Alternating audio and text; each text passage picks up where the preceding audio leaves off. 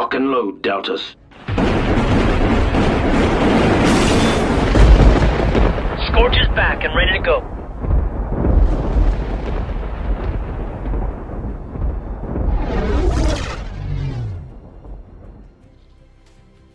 Alrighty, all you ogres and trolls, and welcome back to yet another Star Wars Galaxy Heroes ScorchTheHoss video. Now, did you guys just see that epic intro video?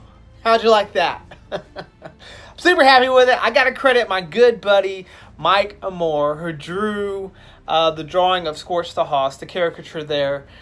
Turned out super epic. I'll flash up on the screen behind me.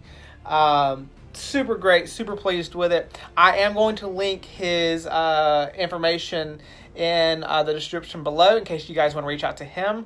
He does do commission work for art and your needs, I guess you could say. So I did use him. He did a great job, and I'm super pleased with it.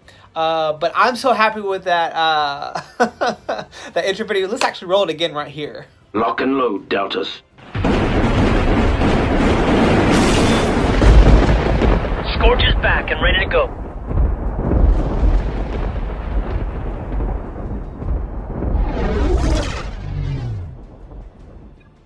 Man, that is cool. Oh, I love it. Okay, so not to toot my own horn here, but I'm gonna do it. ScorchTheHoss is cool, man. He's super cool. But okay, enough being a conceited egomaniac. Let's talk about the topic of the video today. The title of this video was Galaxy Heroes Needs This Raid. Okay, so I'm gonna break up this video into two parts. The first part's gonna be kind of rehashing what a lot of the communities talked about. I guess I'll go into a little bit more detail, and then I'm gonna add a little twist to the end of it that I've never really seen presented online, that I think might be a kind of interesting twist. So let's go ahead and get into it. Star Wars Galaxy Heroes needs a new raid. Everybody knows that. Everybody talks about that. All the big content creators, you know, Galaxy Heroes needs a new raid. I agree. Most of us agree. But why, though? Why does it need a new raid? If you go back and look at the stats, Galaxy Heroes was at its highest engagement, I guess you could say, and excitement from the community in spring of 2018, which is when the Sith Raid came out. Why? Why does this time and time again seem to be the most popular game mode? And why isn't Galactic Challenges having the same effect? I have said before that I think Galactic Challenges is a huge step in the right direction. The reason being is because Galactic Challenges, we as a community are looking for something new. And when you play the same things over and over and over again, you use your team, this X team versus Y team, every day in Squad Arena. You play GAC, you use the same counters, or you might mix it up a little bit, but at the same time, you're still playing the same teams over and over and over again. Eventually, that's going to feel stale, and it's a drain on the community. That's why Galactic Challenges is a step in the right direction. They're trying to mix it up with all the modifiers. That's a great idea. That is a huge, gigantic, just a huge step in the right direction. But the problem is, eventually, I don't think that's enough. Those modifiers aren't going to be enough to keep the game feeling fresh. Okay, so what about the raids make them stay fresher longer? And I think there are 5 key reasons why raids, or the Sith Raid, we'll talk about Sith Raid specifically right now, why they are why it stayed so popular for so long. Number 1, the Sith Raid was popular, and other raids in general, but the Sith Raid was popular because it was a unique game mode with unique abilities, unique mechanics, unique bosses that you could only face in the Sith Raid. The keyword is unique there. You couldn't fight off against Trey's lightsabers anywhere else. That was only in the Sith Raid. Okay, so it's unique game mode. Number 2, it drew the community together. The community, I mean, think about all the content that came around that. So many videos, so many theory crafts. You had to work with your guild. Like, remember, like, you would actually have to, like, say, all right, everybody go hit phase 1. you use this team, and then, you know, phase 2, phase 3, phase 4. And it was a huge guild and community just uplifter and builder. And that's why it was so popular. So many videos, so many theory crafts. Number 3, you actually got to use a large part of your roster. You could even use POW in the Sith raid. So yeah, the Sith raid lets you use your whole roster. That's what we're asking for. Number 4, there was a unique character attached that you got to unlock, Treya. Unique character, meta, encouraged you to unlock her. Huge part. We love getting new characters. That's part of this game. And number 5, you got, at the time, the newest, freshest gear available as rewards. So it had good rewards, it had a good character attached, it had community involvement, you could use your whole roster, and it was unique. That is what made the Sith raid so popular. So let's take those 5 key points and apply them to, let's say, territory battles. Is it a unique game mode? Sort of. The mini raids in the territory battles, those are definitely unique, but the rest of the gameplay is just the same. Yes, you can summon abilities, and that kind of keeps it fresh, but like you have the summonable, the B2 droid in the dark side territory battles, that sort of thing. So let's give it a half point. It's got a half point for being unique. Community engagement.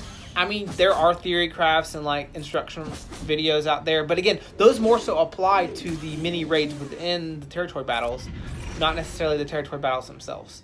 So also give that one a half point. Can you use your whole roster? You can use half of it, light side or dark side. You can't really use your whole roster in light side territory battles, because let's not even get off on that, but light side territory battles is just shit.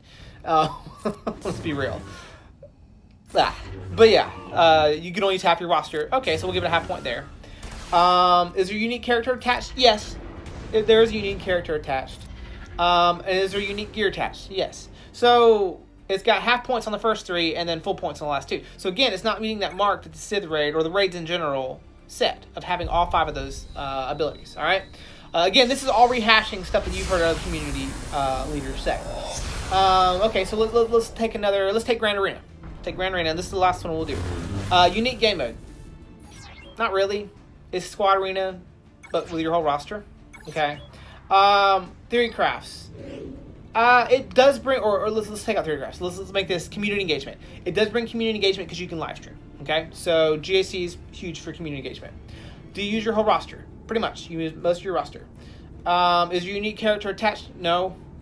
No, there's no unique character attached to Grand Arena. And do you get unique rewards? Sort of.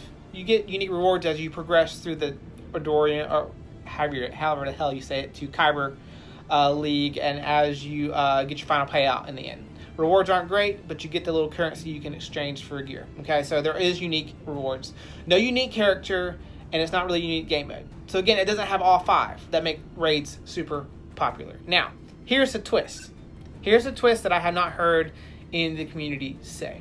What other game mode has, or could potentially have, 5 out of 5 on those requirements that I'm talking about? That other game mode is character releases, such as legendaries, epic confrontations, hero strength. Okay, think about it. Is it a unique game mode? Most definitely yes. You may not be facing off against unique abilities, but a lot of times these character releases tell a story, and you're playing through the Star Wars Galaxy Heroes story, or the Star Wars story in general. And as Star Wars fans, we love that. Like, think about the cutscene from the Jedi Knight Luke event where Vader comes out and cuts off Luke's hand. Like, how epic is that? And then you get to play it. Or remember the time when you got to sacrifice yourself as old Ben to unlock Commander Luke Skywalker. How epic was that? It was a unique game mode. We were so excited. So it meets number 1. Number 2, community involvement. To be quite frank with you guys, I sometimes watch other Galaxy Heroes content creators stream Grand Arena. I could probably stand to watch it more. I learned some. But I don't really watch a lot of Grand Arenas. What do I go watch live stream? I almost 100% of the time catch Arnold's live streams for when he unlocks a character. Specifically the legendary ones. I always catch his live streams. I watch him play through it first, and then I play through it myself. Most of the time. But again, huge community engagement. 3, do you use your whole roster? No, but we'll come back to that because that can be changed. 4, is there a unique character attached to these legendary events? Obviously, it's a character unlock. And 5, are there unique rewards? No, but we can come back to that. So the point I'm making here is in these journey character releases, they have already built a unique game mode that is only missing a unique or rewards, and you can use your whole roster. All they have to do, let's take the Malik event. This is what this whole video is about.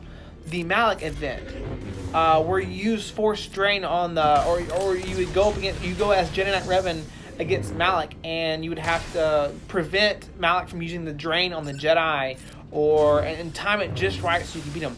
That is a mini personalized solo raid, and we all love it. The only thing it is missing is replayability. What you need replayability are those 2 missing points. You need to be able to use your whole roster so you can defeat it, and you need a new character attached to it as a release, and you need unique rewards. All they need to do is turn that Malik event into a solo personalized raid, and you would have the unique met. You would have the community engagement met because it's a raid. You would have you could use your whole roster against the Malik event. Again, they would have to twist the difficulty up a little bit, but you could use your whole roster against the Malik event. You would have a new unique character attached, and you would have unique rewards.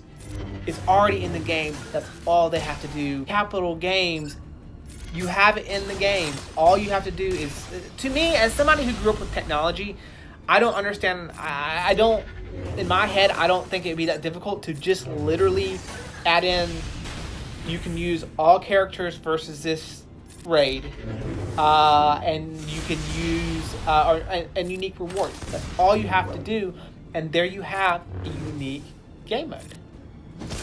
A unique, new, personalized raid, and the community would lose their shit and we'd be happy. That's all you have to do, Capital Games. The Malik event needs to be turned into a solo or guild, but I'm voting solo raid. You heard it here first, guys. That's what needs to happen. That's what I have to say. Hope you guys found it a little bit different, unique perspective that you may not have heard before. Hope you guys enjoyed. Do like, do subscribe. We will talk to you guys